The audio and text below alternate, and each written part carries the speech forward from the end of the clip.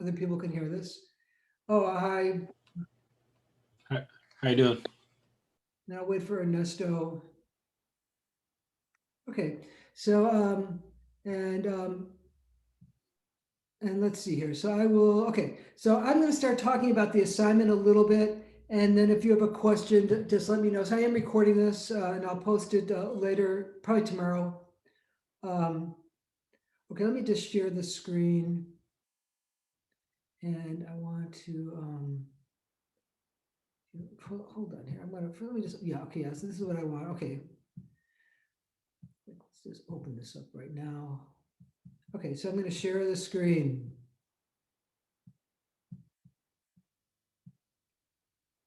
And then okay, so this is not opened yet.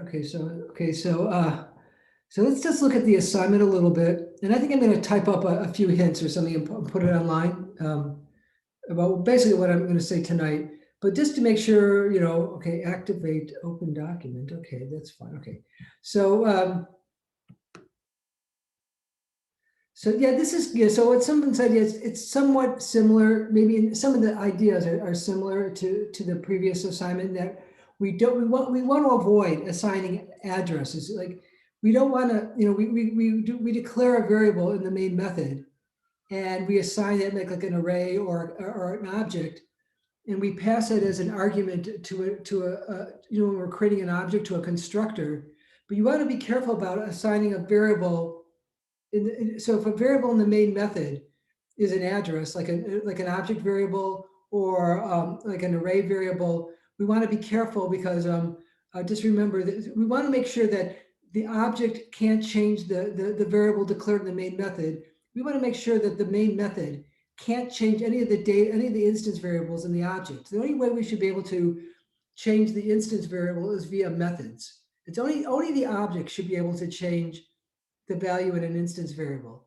And if the main method and vice versa, an object should not be able to change a local variable in the main method. So,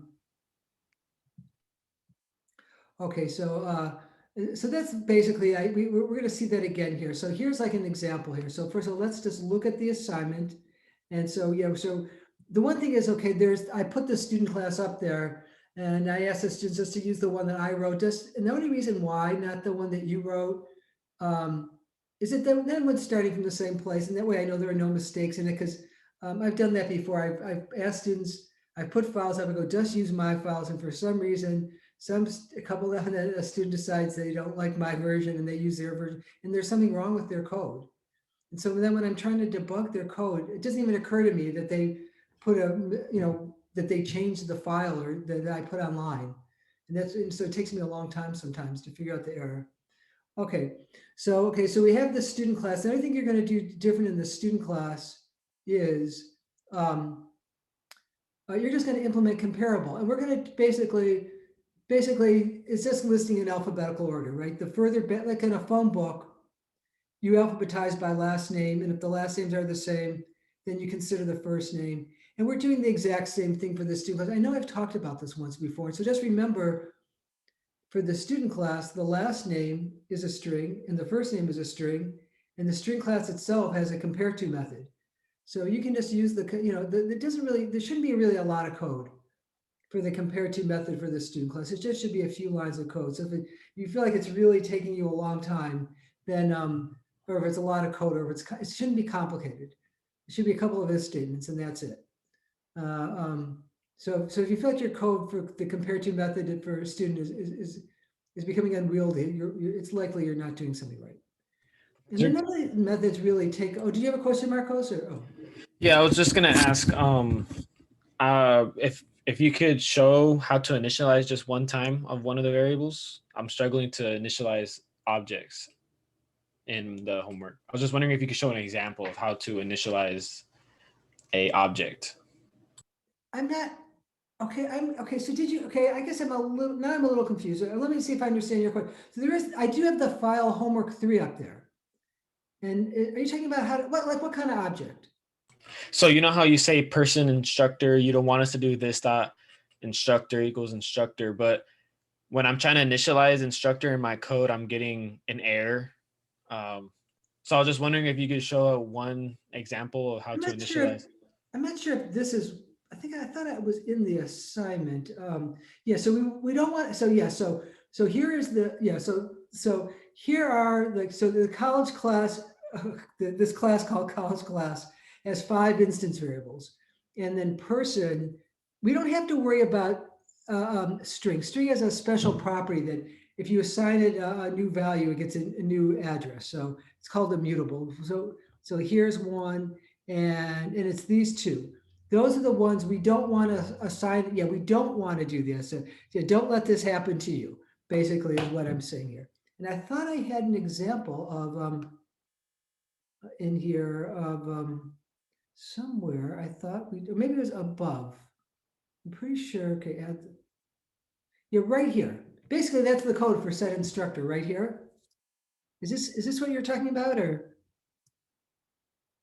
And so what we do here is, okay, so we have set instructor, and we're going to assign a new value to the instructor instance variable. And so instead of going this, so instead of doing, what I'm underlining, can everyone see that? I just underlined this instructor is assigned an instructor. We don't like that because instructor, where does instructor get its data from? From the main method. We're declaring some kind of person variable in main, and then we're passing it to set instructor. And if we do this, the instance variable and this variable in the main method have the same address. And that way, if I change the variable in the main method, if I change like this person variable in the main method, I might be messing around with the data in the instance variables and vice versa. So what we do, it's right here. So if I want to make a copy. I want to make it so the input parameter is a person object. I want to make a copy of it. I want the first name to be the same, and I want the last name to be the same, and I want the grade to be the age to be. I want the first name and the last name and the age to be the same, but I want to store it in a different address. So here's like the parameter, here's instructor, here's like the data for instructor, for parameter. So in memory, so in the computer's memory, we reserve data. So the parameter has data reserved in the computer's memory, and then and I want this instructor to be in a separate memory location, but I want the data to be the same. So let's say this person's, because I don't have a lot of room, I'm going to have, their names are going to be short.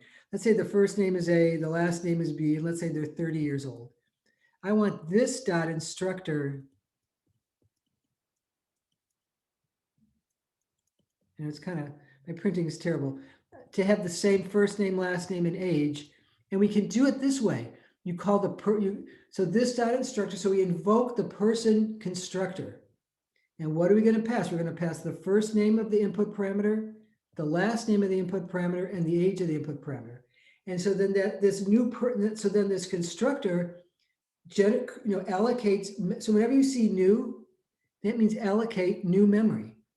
We're telling the computer allocate some new memory, and so create memory for a new person object, but the first name and last name and the age will be identical to that of the input parameter. Is that does that help, Marcos, or do you have a different question? Yeah, that answered my question. Thank you. Okay, so How about the so for instance the student array object? So you don't want us to use the array copy, but you want us to get the same data, right? I'm going to talk about that in just 1 minute. So I'm definitely going to answer your question. The only one last thing I wanted to say about this. So in the constructor for college class, this is what you'd have the same code in the construct. In fact, the constructor for college class could call set instructor if you want, but you need something similar, right? You don't, because you don't want to go, at no point in the constructor or in the set method do you want to go this instructor is assigned instructor. You don't want to assign addresses. So do the same thing in the constructor. Now let me get to Ernesto's question. Okay, so there's only 2 places you have to worry about. Well, there's only 2 instance variables that we have to worry about, right? The gets and the sets for instructor and for, what's the name of the other one? Oh, the name of the array is students. So we have to worry about the sets and the gets, right? for here. And the same thing, and okay, I'll get to that students array in a second, but just to get back to here, if for like a get method, you would do the same thing. You would, you generate a new person object, and that's what you would return for the get, because we don't want to go return this dot instructor. But if you can always email me too if you have a question, but you just do the opposite. Okay, so now I think this is what you were asking. Okay, yes, correct. So what do I say here? What did I say here? Yeah, okay, right here. Allocate memory. Remember we did this, this is exactly what so just look in the code for a student is up there, or you can look at your own code. Remember you allocate memory for this dot students, and it's going to be the same size as this array right here. So you allocate an array whose length is students dot length. Okay, but here's the problem. Here's the problem. Remember, every element of students of this array here is an object. It's a student object. So we don't want to go, I'm going to go scroll all the way to the end. I know maybe, so this is what we don't want to do in the constructor. Because I'm going to have some more room here. We don't want to go, I'm going to try typing this. So you're going to have, so we want to avoid doing something like this. Here, let me try typing it. This application is not working as well. I don't know why it's being degraded. We don't want to go this dot, like, let's say like student 0. You don't want to go this dot students 0. You wouldn't want to go, so remember this dot students is the instance. So like students, this dot students is the instance variable, and students is the parameter input. We don't want to do something like this. So this is bad. Because once again, we're assigning an object, we're assigning an address to this dot students. So what you have to do something just kind of like what we just did. Now remember, the student class has 2 constructors, right? And the second constructor is, remember the second constructor in the student class? Remember, the header is public, student, and then something like. And so what it does, remember, it's making a copy. So it's creating a new student object with the same first name and last name, and I can't remember grades as the input parameter, but it's all located at a different address. Now remember, grades is just an array of integers, so the individual elements of grades were not objects, weren't addresses, but students is an array of addresses where every address is references a student object. Okay, so what you could do, so what's good as students is you could go this dot. Oh, you're going to have to do this in a loop, but here, if I wanted to update just students of 0, I go students of 0 is new student.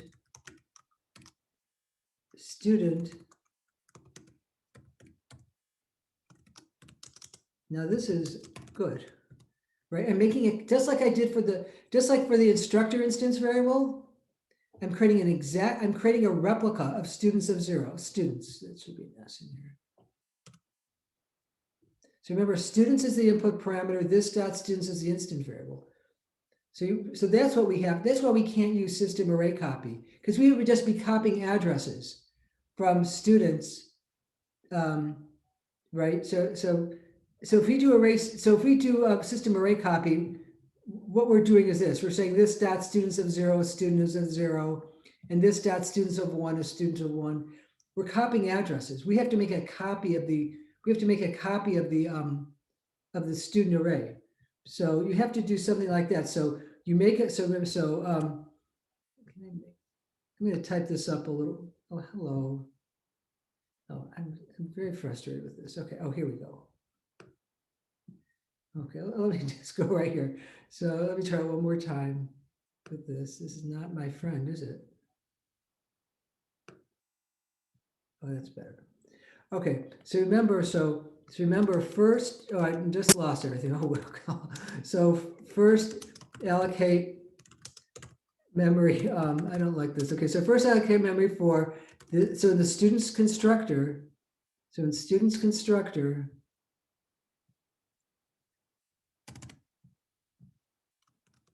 so in the student constructor, no, in the college class constructor, it's college class.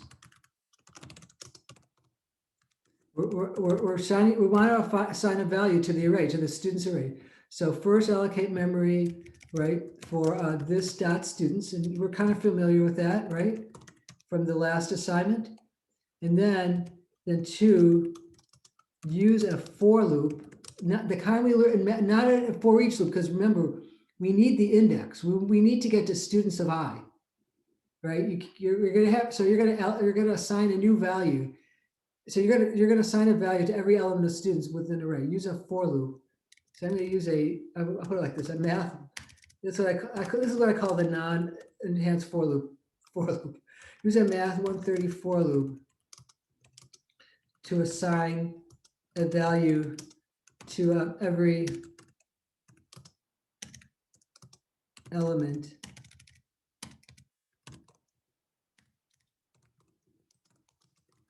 in the students array. Right? And you use the, so just use the second student constructor. Yeah, so basically it's this dot students of I is equal to new students of I. Does that help a little bit, or is this too fast? Yeah, so basically just copy the length of the array, right, of the students, of the students array object. But when you say get it or invoke the second constructor from the student class, do we do that in the setter method? You have to do that in the for loop, right? So the for loop, right? Because remember, all system array copy does is kind of hiding a for loop. It's copying from one array to another. So instead of using system array copy, you're going to use a for loop to copy the elements of the student's parameter to this dot students. Okay, in the getter though, right? Because No, this is the constructor. This is the constructor. Remember, the constructor has 5 parameters, and one of the parameters is the students array. okay, got it. You can do it in the setter for the students. Yeah, but this is why don't you try this? But does this help a little bit, or? Yeah, that makes a little bit more sense. Okay. And Marcos, did you have a question? No, it's making sense now. Thank you. Okay, you can always send your code. What about you, Jose? Any questions right now? I think, what did you want us to do on this in the student class, I think? Or was it the person class? You had one note.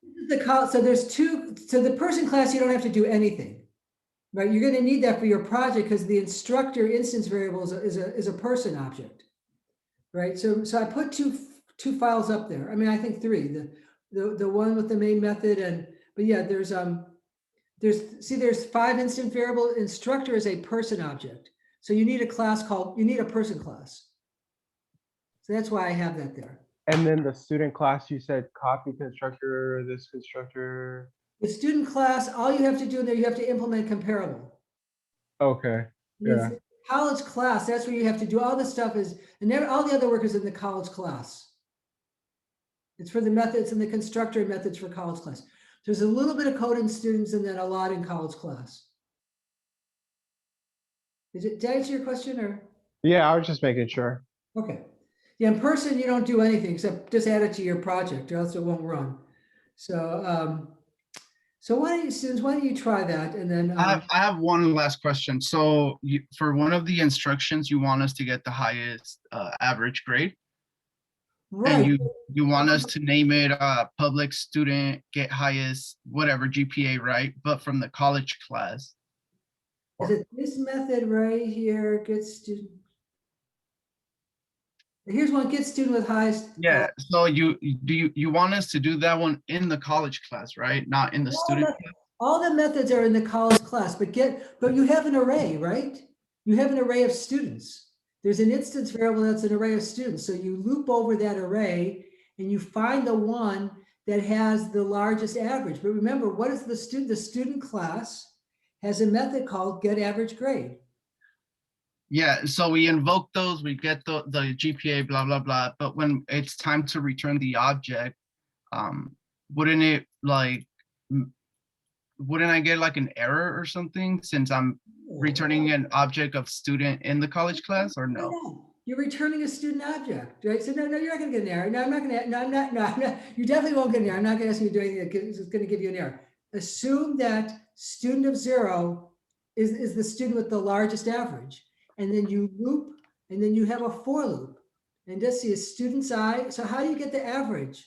Like how would you get the average for a student? How You would you would, well, you would add the sums of the grades and then divide it, right? Or I can just get the get average. Yeah, the work's method, already done for us, right? Right, yeah, the get average. But the work is already done for us. Get average.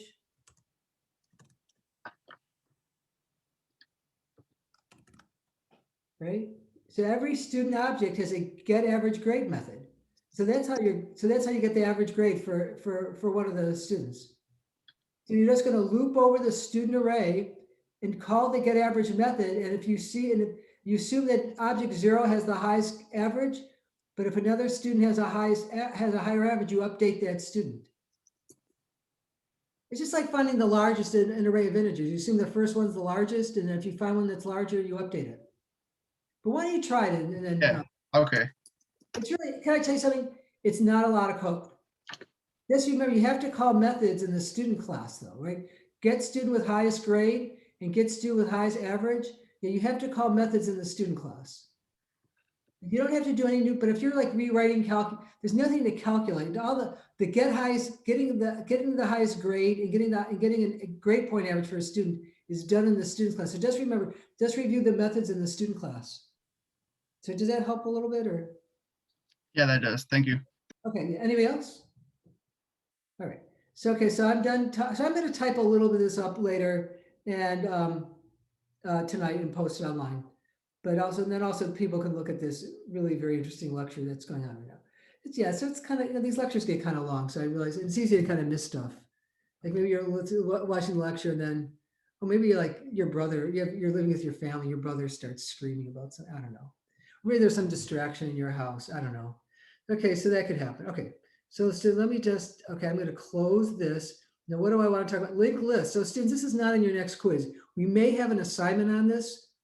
In fact, I'd like to have like a small programming assignment on linked lists. I didn't do it last semester because I was using the Xi book, which I thought was the material on linked. Their data structures book I actually grew to dislike a lot. So here, let me just, okay, so I'm going to open up. So there should be, on students, I hope I created, I didn't create a module, but there should be, what if there's and under files, there's a folder called, I can put it up there now if it's not there, linked list like lecture 11. But I'm just going to open up this now. So let's just talk about what a linked list is. Now we all know what an array is, and the advantage of an array is you can go directly to, so it's like an array is a collection, right? It's a collection of items, it's a fixed length, and we can go to, it's random access. Oh, let's say the array is 100, I can go to element 70 right away, or go to element 50 right away. Okay, you don't have to start at 1 and, oh, let's go to 2 and let's go to 3. The hard thing is about an array is, let's say you want to shift data around. So let's say, and that's what happens in an array list. You know, let's say, and we haven't really done a lot of work with array list, but in an array list, you can add a new value and you could actually put it in the middle of the array list. And really what's under an array list is really just an ordinary array. And all the bookkeeping is invisible to the user. Okay, so like an array, I'm going to try and draw. I didn't have a lot of luck the last class. I know this application is really about me. See, it's not doing this. Okay, let me try one more time. If not, I'm just skipping this. Okay. Let's say you have a bunch of data. See, I don't know why. If I go, let me try it one more time. I think if I go slow.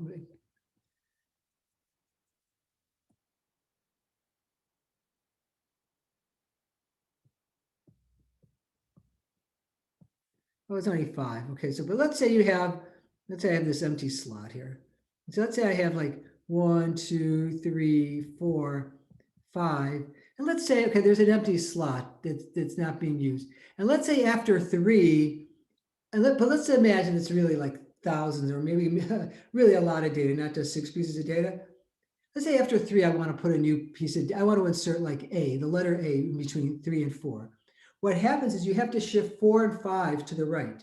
But in this case, that's only 2 values. Let's say, there's like 1,000 or 1,000,000 or something like that. So you actually have to do what you do is do a system array copy and move 4 and 5 to the right. What you do is you open up that element after, oh, it's doing that again. Let me try one more time. I want my money. I could say I want my money back, but I didn't pay for the school paid for. Okay. 1, 2, let's say after 3. So what you have to do is you have to move 4 and 5, and then 5 would go into that empty slot.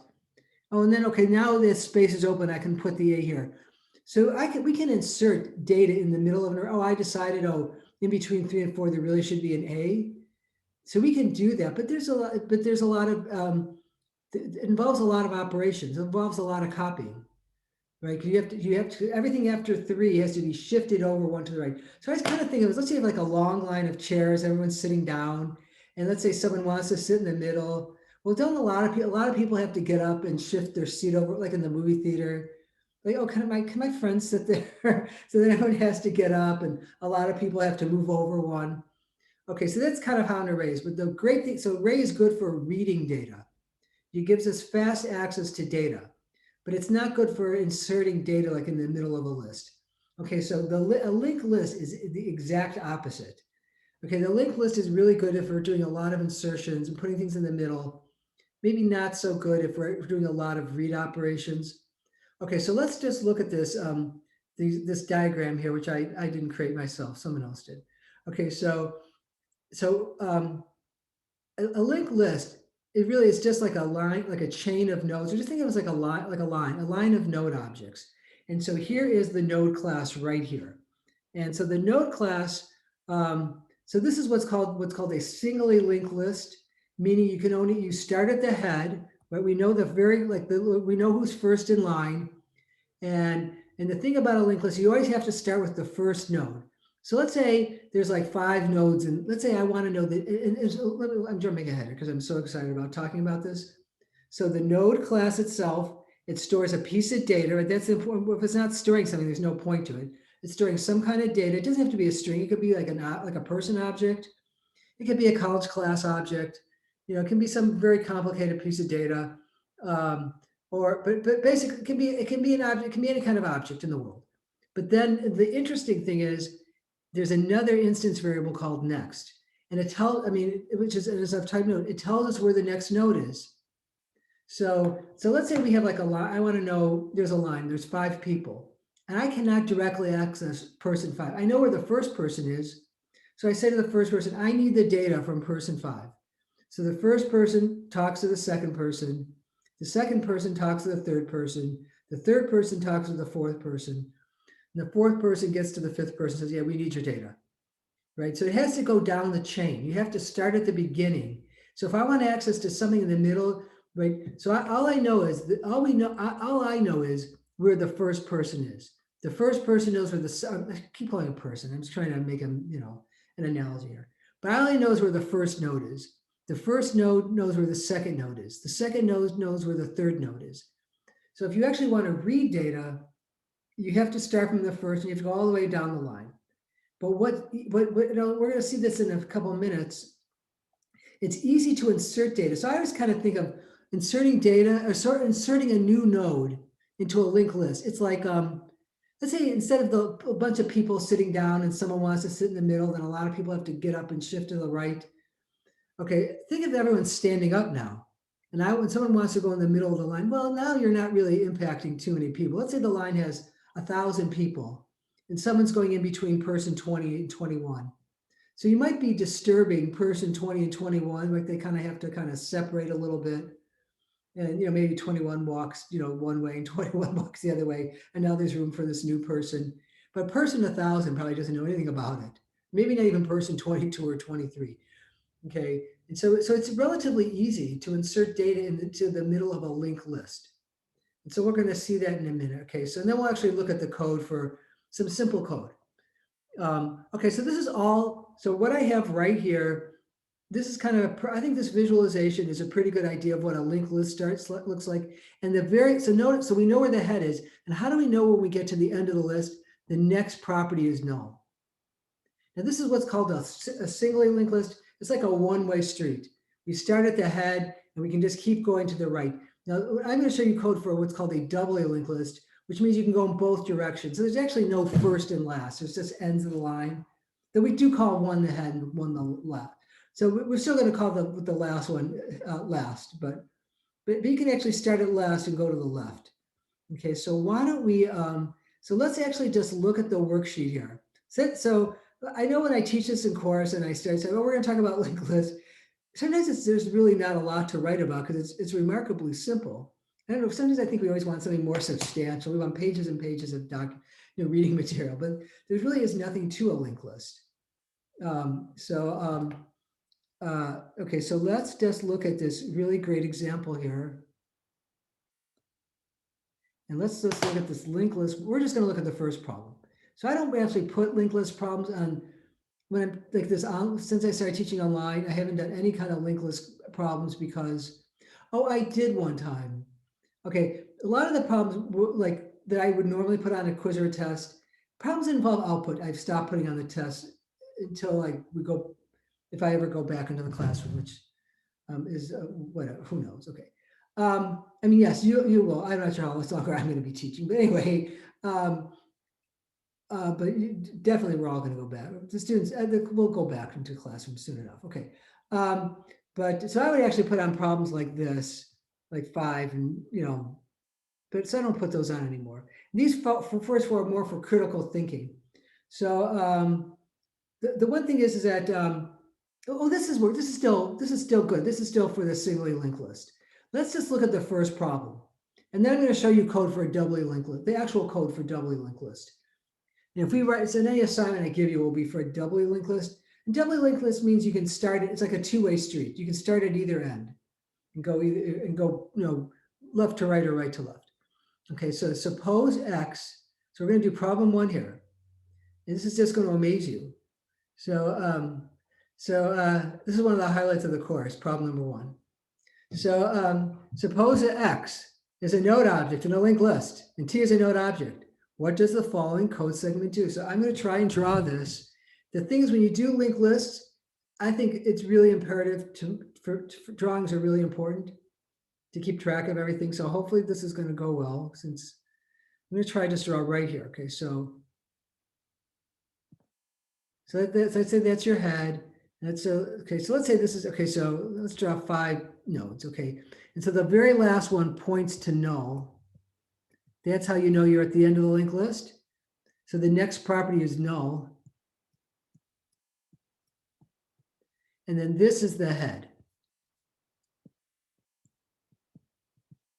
So that's your head. So, and now what is it? So now T is just some node. I'll put T down. So T is not part of the linked list. It's a node, but it's not part of the linked list. We want to add it to the linked list. No, I'm kind of getting ahead of myself. Okay, so let's just see what this, I kind of think I gave it away. So let's look at the code. What does the following code segment do? So T.next is assigned X.next. So let's say this is X. Let's say this one's X. Okay, so remember, and so if this is X, the one after it is X.next. So if this node, the one I'm kind of shading in right here is X, the one right after is X.next, because that's what next does. It tells us where the next node is. And now we have this T, which is not in the linked list. And what does it say? Remember, so we have this statement here. Remember, we always assign, it's an assignment statement. You start on the right side and you assign to the left. And it's the same, okay, and remember, and all these are all node objects, they're addresses. So the node that's located, represented by X.next is assigned to T.next. So basically, after T, you go to X.next. So if I was going to make a drawing, I'd say, oh, let's just go like that. T.next is X.next. And now what does the next statement say? Oh, X.next, so we're going to assign a new value to X.next. It's going to be T. So we're going to break this and see X.next. So X goes from T, right? This isn't saying X now goes from T, and t goes to this, what was used to be called x.next. So essentially, we're inserting t directly after x. And see how it's just two statements. In this singly linked list, it's just two statements to insert a new node directly after x. It's really very simple. Inserting a new node object to a linked list is really just a couple of operations. We're inserting, let's say, a new array value into an array could involve a lot of copy operations. So I think it's a good problem. I think the 2 through 4 are kind of interesting problems. I'll put the solutions up so you can think about it. But this is nothing involving, there's no quiz or exam problem on this. But any questions on that? So we'll only do number 1, just because I thought it was, just so you get an idea. It also kind of gives you an idea of some of these operations. When you're dealing with linked lists, a lot of times you're dealing with like a node, and then the one after it, like you call a node x, and you call the one after it x.next, and even 2 after it x.next.next. It takes a little getting used to. Okay here.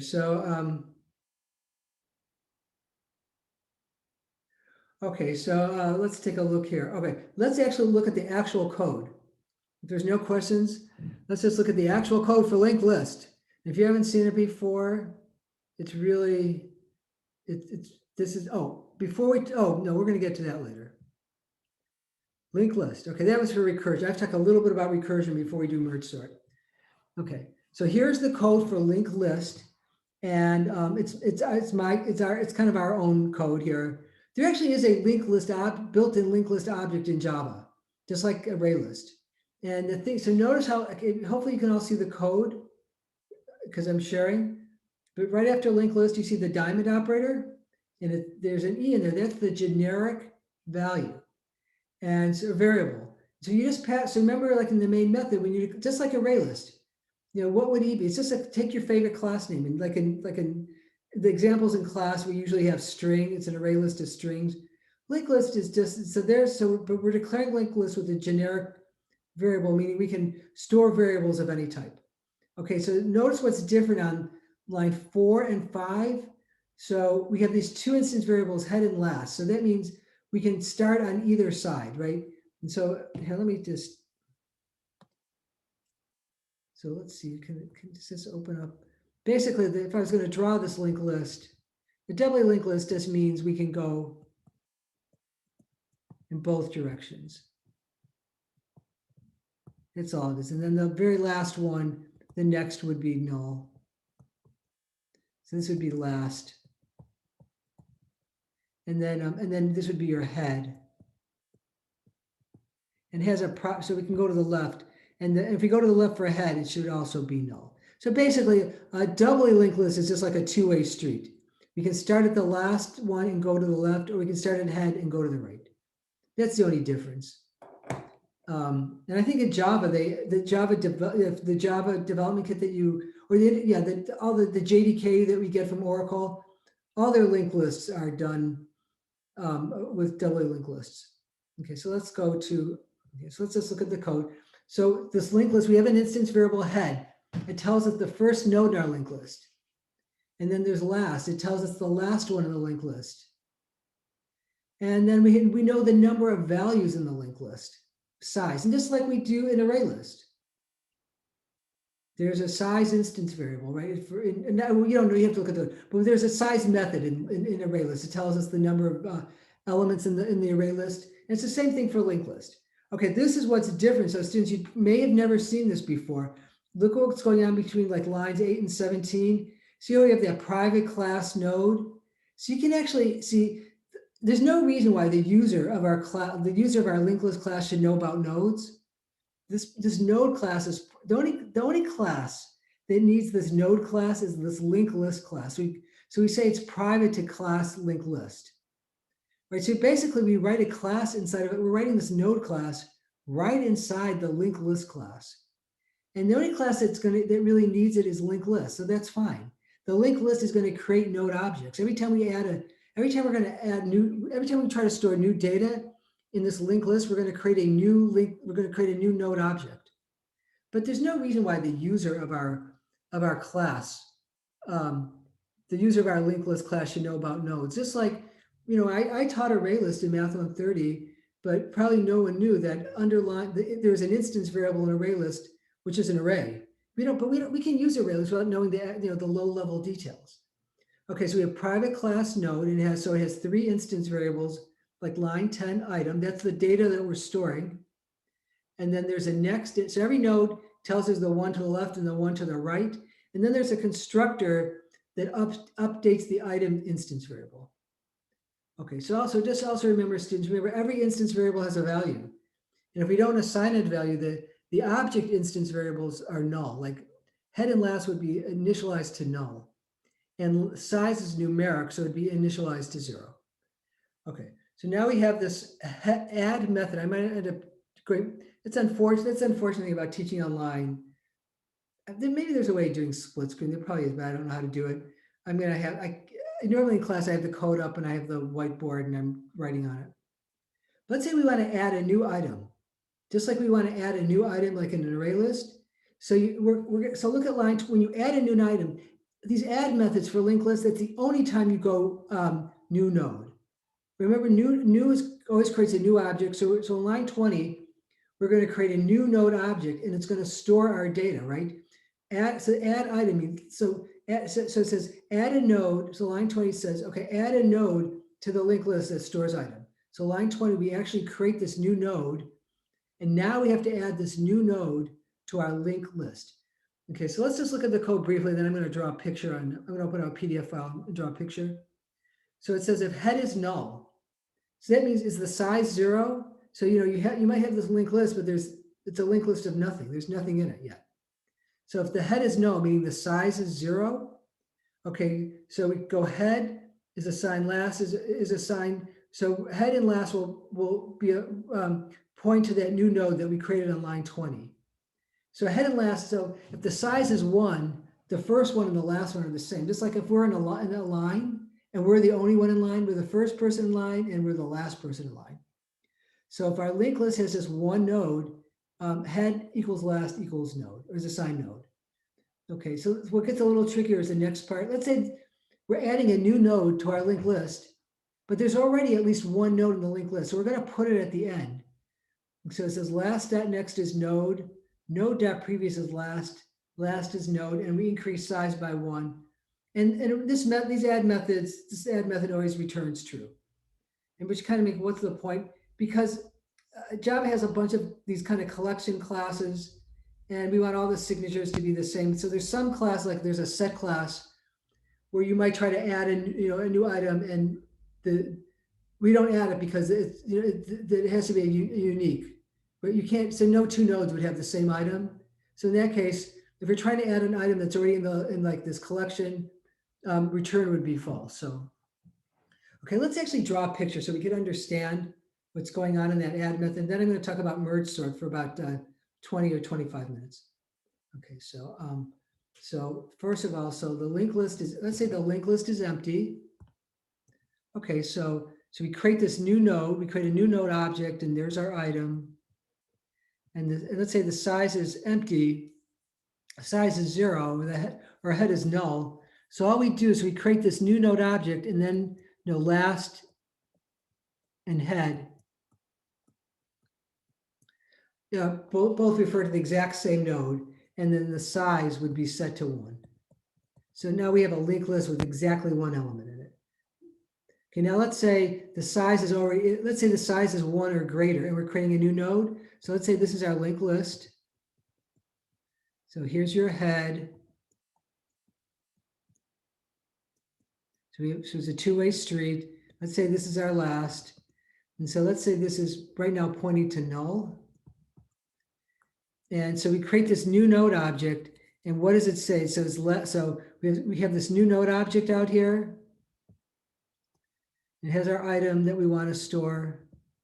And so what does it say? Last.next is our new node, right? Is that what this says? Yeah, last.next is node.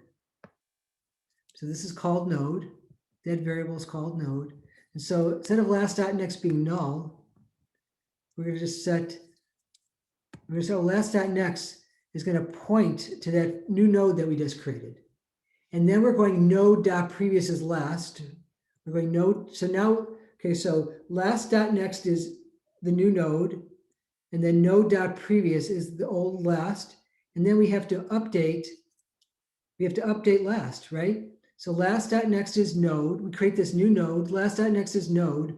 Node dot previous is assigned last. And now let's update last. Last is, if we're going to move, so last, instead of being, this is being the last one, this will be the last one. And then you have to increment size by 1 to reflect the fact that the linked list is increased by 1 element. So again, so it's a little bit of bookkeeping. I think that's one of the easier methods to write. I think this is one of the easier methods to write. So we'll look at maybe some more of these next time. And, you know, so we're going to need a get, right? Just like we're going to write some of the methods that we see in the array list class. So, you know, we need a get and maybe a set and contains, and then maybe we'll have an assignment where we write a few of our own methods. But any questions, right? So this is just an introduction, and definitely at some point, well, definitely if I give an assignment, you'll have to look at it. I did give an assignment last year, I gave a quiz where, more like a homework assignment. It wasn't a timed quiz. And I asked students, I think I wrote the add method. I wrote one of the methods for a linked list. This is just as we went on, you know, the school went off, you know, stopped meeting on campus. And I put this problem on there, and the students really had a hard time. So I didn't put a lot more code after that on there. But any questions right now? This is big. I mean, linked list is a big thing. It's definitely one of the things you're supposed to know after taking a course like this. So, okay, if there's no other, oh, go ahead. But it's basically like switching the variables, right? Like, well, you move one, you replace that one with that one, and then you move that one, and then you replace it with that one. Well, you're updating. Yeah, you're updating.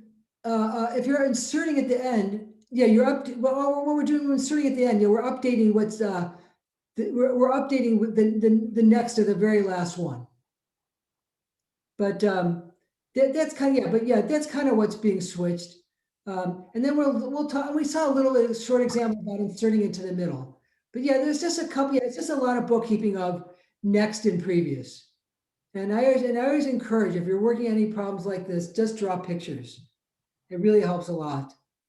So, but any other questions, or did I answer your question? I'm good. Yeah, you did. Okay. Okay. So students, I'm going to talk a little bit about recursion. And again, in a course like this, I would have maybe like a day's worth of talking on recursion. But again, this is what, for the recursive methods are very hard to write. I've never asked a class to write a recursion, or maybe unless it's just incredibly simple. But I don't think in Math 140 I've ever asked. Not that I've taught a long time, so now I can't remember. But I think the first time I taught it was 9 years ago or something. Okay. Okay. But I would give a lot of like output. Well, what's the output of this recursive method? And so I said, I'm not really giving those problems right now, but let's just look at a simple example of recursion, and you'll know a little bit, you should probably know a little bit what recursion is about. So I have this really great example, and I'm not even going to explain how this algorithm works. It's just an example of recursion. A recursive method can call itself. Recursive method is just a method that can call itself. And so if you look at that method there on line 4, it's called GCD. And I'm trying to find the greatest common divisor of 2 integers.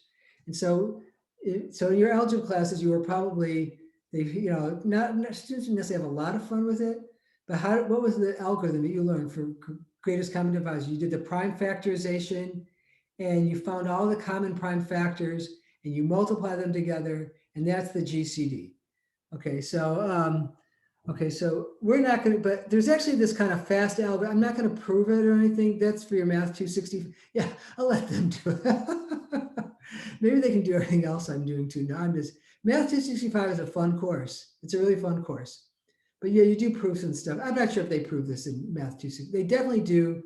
I'm sure they do greatest common divisor in Math 265 though. Okay, so greatest common, finds the largest integer, the largest factor of 2 integers a and b.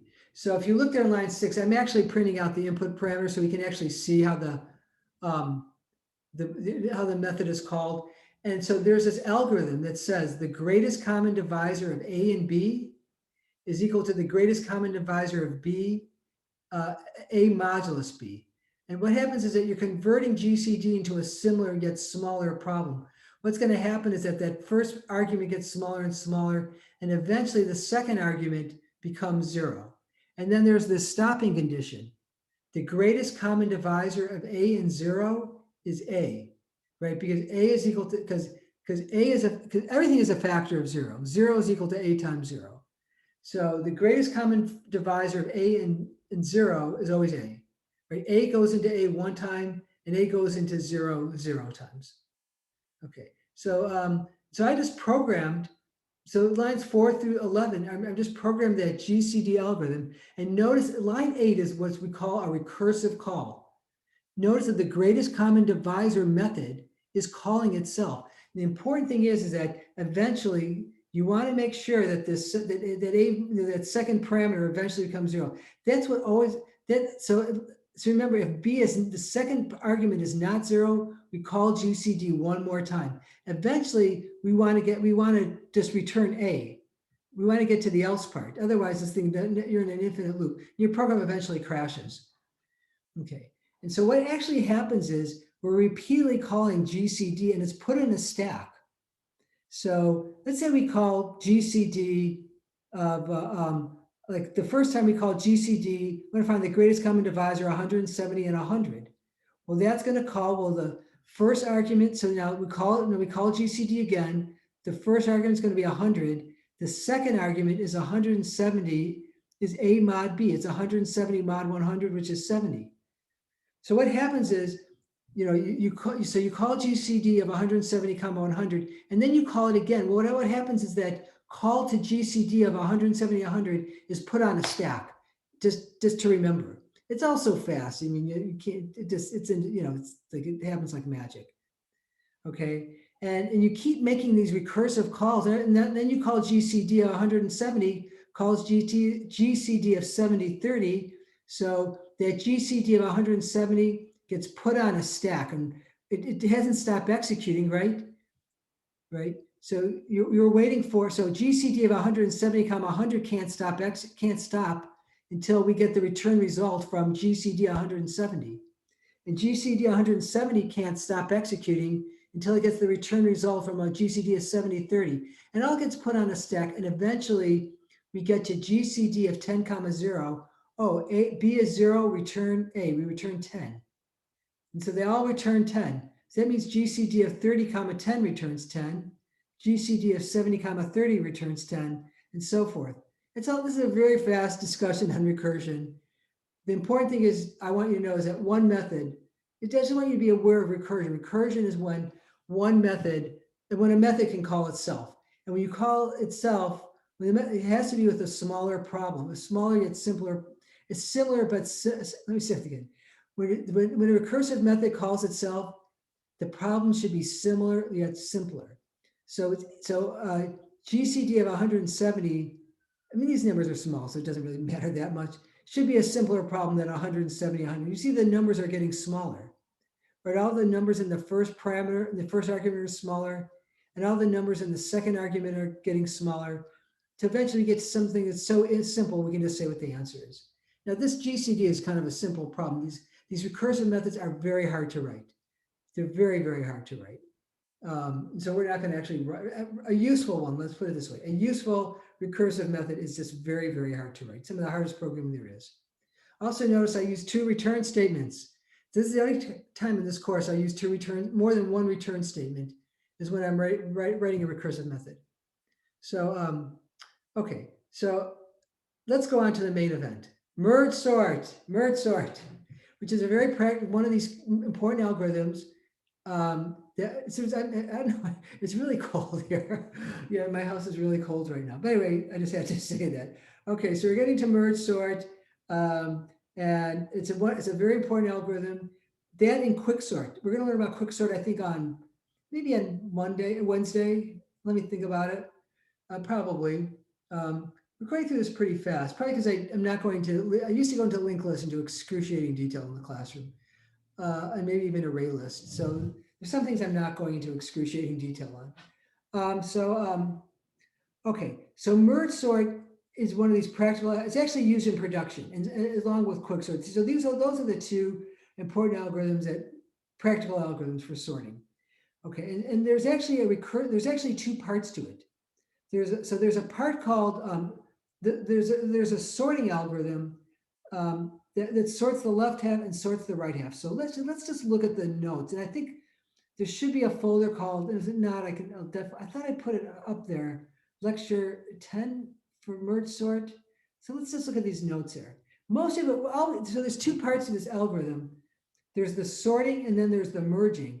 And your quiz will be on the merging. And so we'll have a quiz on this on Wednesday. So just do your best. Actually, you know what? Let's just look at the code for, I'm just going to skip it. So first of all, yeah, let's just skip ahead just for a second. We'll get back to the merging part. So there's two parts to this algorithm. Okay, so here's your algorithm. And okay, so let's say the user wants to sort, let's say an array of characters, just, and so it calls the sort method. And the user just, all the user knows, okay, I'll call this method. And when I'm done calling, my array will be sorted. I don't care how it was done. That's not important for me to know. Okay, and so one thing that this method does is it actually makes a copy of the original array. It's going to be stored in AUX. And then we call this sort method. And so we pass the array to be sorted. 0 is the index, the very first element. And here's the index of the last element. And then it calls this private version of sort. And what this does, it allows us just to sort part of the array. As far as we're concerned, students, low is going to be 0 and high is going to be index -1. But it is possible just to sort the left half and the right half, or just like a subset of the array. So you just pass in the range of what, let's say low was 1 and high was 5. You just sort everything from 1 to 5. Okay, so this is what happens here. So this is where the recursion comes in. Basically, this says, oh, let's sort the left half. Oh, let's sort the right half. And then what's going to happen, the left half is going to be sorted. The right half is going to be sorted. And then you merge the two pieces. And that's what we're about to talk about. But that's where the recursion comes in. This is called divide and conquer. When you break a problem up in half. So I have a diagram that we'll see near the end, but just remember when you sort the left half, and then we're going to then we come back into sort, oh, and that left half gets broken up into two pieces. So, and it basically, it stops when the array is of size 1. Okay, so in low and high are basically the same index. That's when we stop. The array is of size 1. Okay, so let's go back. So now, let's talk about what's called merging. And then we'll look at this array. The code is really not so. I remember I looked at that code. The thing about this can come straight from Sedgwick's book for the most part. He codes a little differently than I'm used to coding, which I think is good. Kind of forces you to think of a different, just look at different ways of coding. Really kind of, you have to use good critical thinking skills to understand. It's really not that hard. After you understand it, it's not really hard at all. Of course, I guess that's true about anything. So what are we trying to do when we merge? So let's just look at this really great example right here.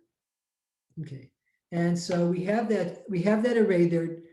There's 6 elements in the array. It stores D, Q, and R, and A, W, and Z. So notice how the left half is sorted and the right half is sorted, but the whole thing is not sorted, right? You have D and Q and R, that's sorted, A, W, Z, but it's clearly not sorted because A is less than D.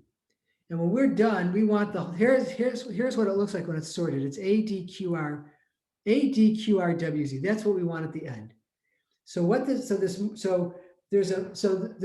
just actually saw the sort algorithm, breaks the problem up, uses recursion, right? And breaks the problem up to two pieces, sorts the left half, sorts the right half, and then we have to merge these two pieces, right? So the left half, so after we call sort, this is after we call sort left half, this is after we call sort right half. Now let's sort the two pieces. Now there's 6 elements in that array. It's going to take 6 iterations. Even if the whole thing is sorted, it's always the number of iterations is always equal to the number of elements in the array that we're sorting. And it turns out, maybe some of these iterations really don't do anything. Okay, so and so basically the idea is, and then we'll look at the code in a minute. We have these two halves, and so I So first of all, you're going to have a copy, you have the original array, and you're going to be writing over the original array. So you keep a copy of the array. So this is like we keep a copy of the array in AUX. And so we have what are called pointers into each side of the array. So this is I points to the left half. And there's this variable called J, which points to the right half. So I is the left boundary of the left half. J is the left boundary of the right half. And we're always comparing what's in AUX of I and AUX of J. And we put the small, and if AUX of J is less than AUX of I, we copy that to, that new value gets copied to, gets written over in the original array. So everything here is the original array. So iterate the first iteration will put it in the we'll put the absolute smallest in position 0, and then the second iteration puts the next smallest in position 1, and then the next iteration puts the absolute next smallest in position 2, and so forth. And we're basically building up this sorted array. Okay, so like the first iteration. And then we'll look at the code. But what does the first iteration do? It's going to compare A and D. And which is the smaller of the two? Obviously, it's A. A is less than D. So what happens is AUX, remember we do keep an original copy of the array so we don't lose any data. But what happens is we take this A and we copy it over the D. So after the first iteration, the array A looks like AQRAWZ, but the first one is sorted. And now we're done with this. And then we would compare, okay, what's the next one? So we finished with the A in the right half. Let's go to the next one. We compare the W and the D, right? So your J now points to the W. We compare W and D. Which one is smaller? Well, it's D. So now the D would get written over the Q. So after this first two passes, the array is AD and the rest remains the same. So we're going to look at a bigger example in a minute, but let's just look at are there any questions? Just shout out anytime. Now here is the code, and this comes from Sedgwick's website. So the first thing we do is, so we have this array A, and what we're doing is we're assuming everything from, for our purposes, just assume low is 0 and high is length minus 1. And mid is actually mid will always be the right boundary of the left half. So mid is like, it was about halfway through. So mid is going to be halfway through. Okay. And so what this array A is, so it's of type comparable. That means we can actually compare the array values because it has that compare to method. And we're gonna sort the left. So the left half, the thing about this merge method, it will not work unless you can guarantee that the left half of everything from 0 to mid is sorted, and everything from mid plus 1 to high is sorted. So that's the assumption. We're assuming that the left half is sorted and the right half is sorted. And it's going to take, so we actually make a copy of the array, we make a copy of the original array, and we'll always compare values in AUX. AUX is the original array. And yeah, so I is initialized to low, so like I would be 0, J is mid plus 1. So J is always the left boundary of the right half. And now we're going to iterate. So low is 0, high is length minus 1. So there's going to be n iterations. I don't care if the whole thing is sorted. We're going to have n, there's always n iterations. Okay, and so let's actually start here. The way Sedgwick takes care of his special cases at first. And so what we're doing, we're going is AUX of J. Remember, J points into the right half of the array. I points into the left half of the array. And saying is AUX of J less than AUX of I? And if it is, update, and K starts out at like the first iteration, K would be 0. Update A sub K to be 8. So if AUX of J is less than AUX of I, we assign A sub K is assigned AUX of J. Otherwise, A sub K is assigned AUX of I. And if we've used an element, so let's say we use an element from the right side, we increase J. If we use an element from the left side, we increase I. And then we'll look at a bigger example in a minute to try to reinforce this. And you can actually do this, trace this algorithm without actually knowing the code. Because after you see the pattern, it's really remarkably simple. Here is, let's say we've used, if I is less than mid, or we've used up all the elements from the left side. So A sub K is just assigned an element from the right side. Here we've used up all the elements from the right side. A sub k is assigned that value, an element from the left side. So why don't we look at a bigger example and then we can see what's going on here. But before we do here, how do we guarantee that the left side and the right side are sorted, right? Because, let's say we want to, that's where we, okay, so let's say we wanted to merge sort example. Okay, and no, it's totally unsorted, right? E is less than G, and G is greater than E, and R is greater than, totally unsorted. So this is where that sorting algorithm, the one with the recursion, it says sort the left half, sort the right half, right? So and once those are, and so then once the left and the right half are sorted, you merge them together.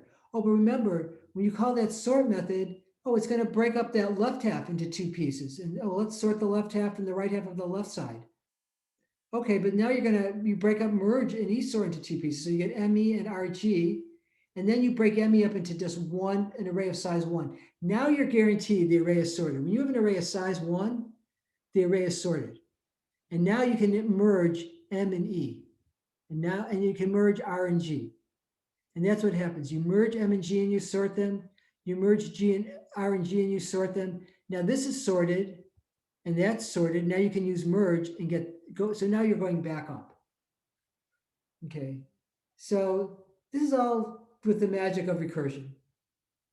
So so that recursive algorithm just keeps breaking out, just keeps doing all these recursive calls until you have an array of size 1. But we're focused on the merging part. Okay, so let's look at the merging part, which is going to sort two pre-sorted arrays.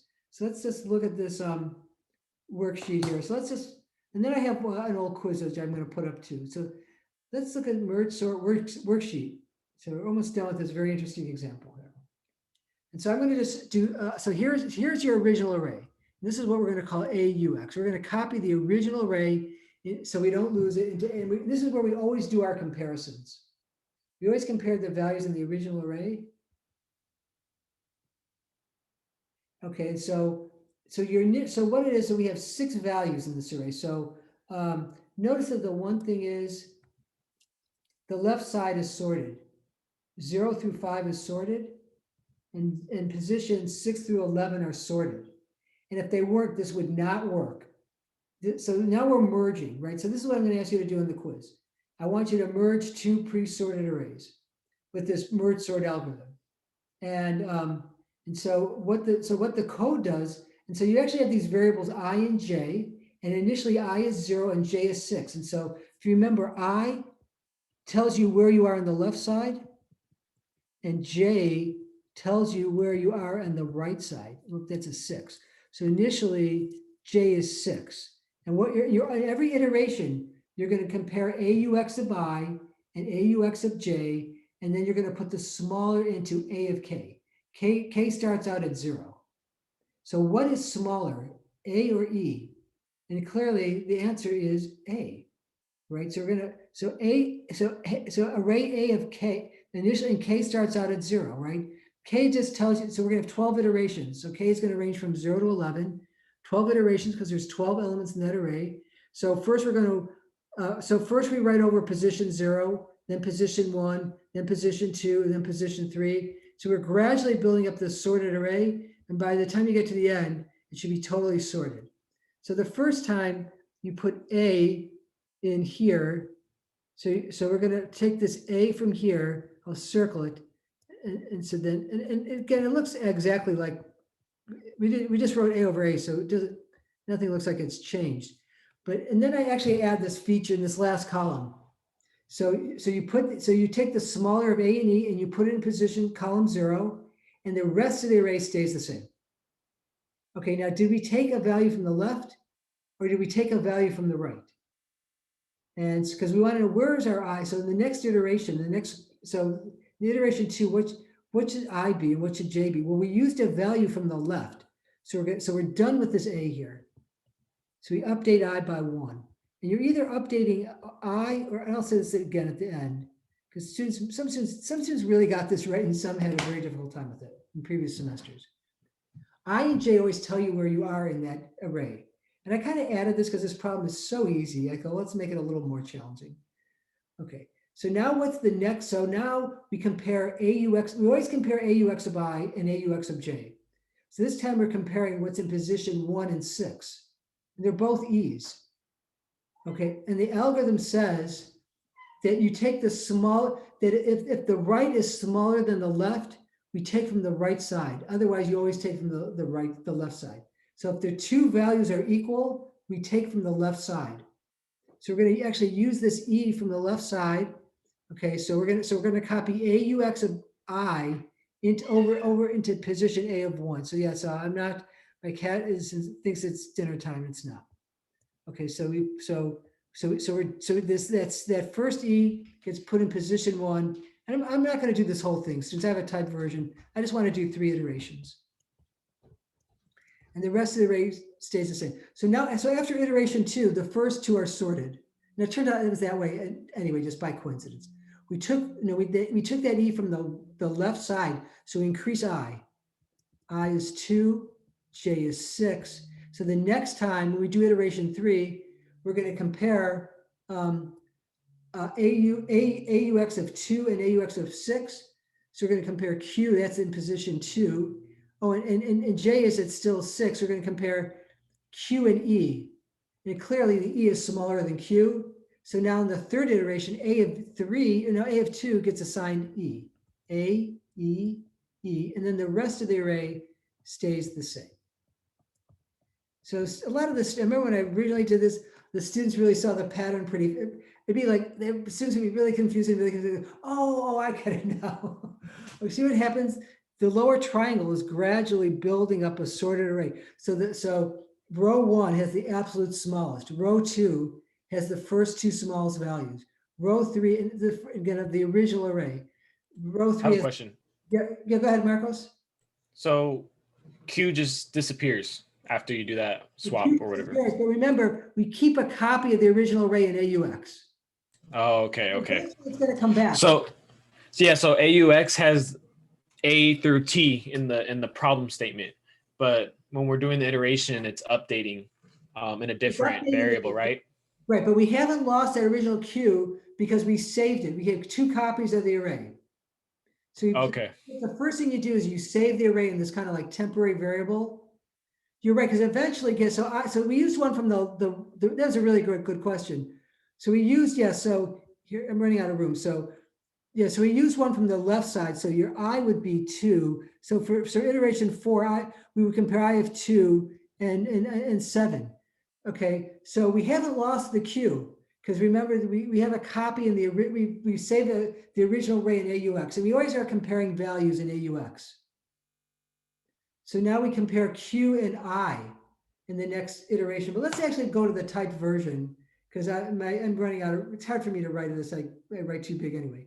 So let's look at and I think you'll see the pattern here, but that's a really good question. You have the original array A, which you're writing over. Yeah, so you actually lose the Q in the original array, but you save it in the old array. So let's look at the solution here. Hello.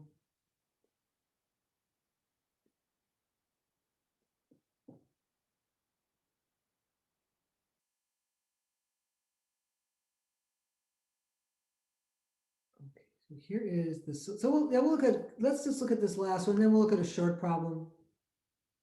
So here's that problem. So yeah, so before iteration 1, we're comparing. So what's in this right column tells you the value of I and J for the next iteration. So I is 0 and J equals 6 for the first iteration. So eventually the Q reappears again in iteration 7. But we saved it here. We never lost it. So, but again, first of all, students, let's say you didn't understand the code. I said, here's some pattern. Just notice the pattern here. The first one, the first smallest, the second 2, the second 3. See how it's just gradually building up? And the rest of the array is the original array.